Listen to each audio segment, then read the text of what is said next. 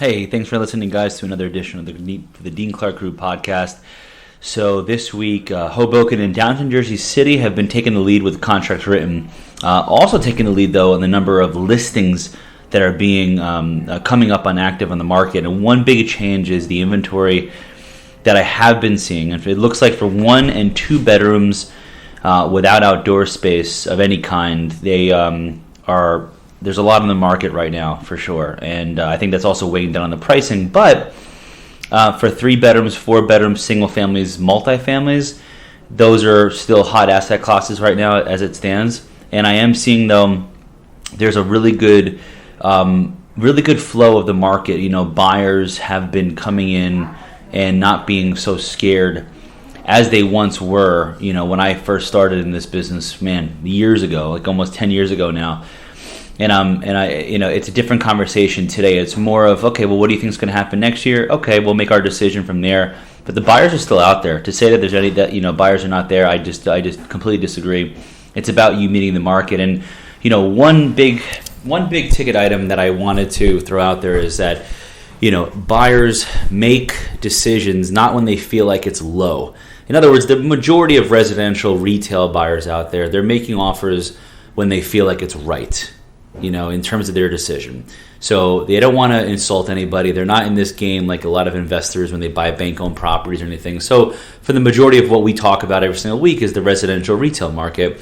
And that side of it is, look, a lot of buyers are just, they're normal people that have, jobs, and they just want to buy property because they know that private property is one of the best ways to build wealth over time. And it's the easiest way to do that as opposed to starting a business or anything else that you're going to do. And so with that being the case, they'd rather just have the sellers meet the market. And incentivize the market on getting the property sold. And there's different ways that you can do that, right? If you have a property like we have right now, a few of them that are on the market that need a little bit more attention as far as staging, maybe some painting, cleaning up, just giving it more of an factor that some other properties don't need because it's already built in that way or it's new construction.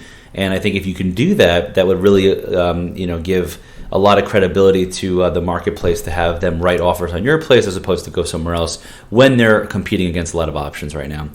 So I think with that being the case, what I really enjoy doing it and when I have these calls is really giving you real-time data. Week over week. I think it's less about the numbers now and it's more about, hey, you know what? Like, this is how the behavior is, and I wanted to stress that your leverage as a seller is going to be days on market. It is no longer about pricing and getting information about who sold what. That still happens to a certain extent, if you look at off-market deals, but the majority of the information is all posted on Zillow.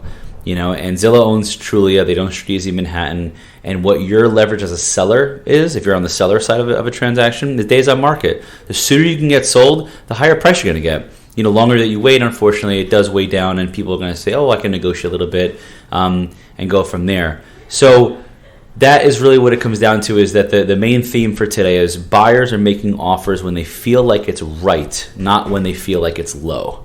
So it's really the job of the seller today to really meet the market in that sense and come down and incentivize them to pull the trigger to get them to do something, as opposed to, hey, I have all these showings, but no one's making an offer. I'll wait until I get something in to negotiate. Well, that's a long-term approach, though. How long are you going to wait for something to come in is really the question. So anyway, I think I'm pretty optimistic, though, about this market. I actually like seeing what I'm seeing as we're starting to get a flow out of this city area coming into New Jersey and Hoboken, Jersey City, and also the suburbs. So keep me posted every week as I normally do, and have a safe and have a fruitful week. Talk to you soon. Bye-bye.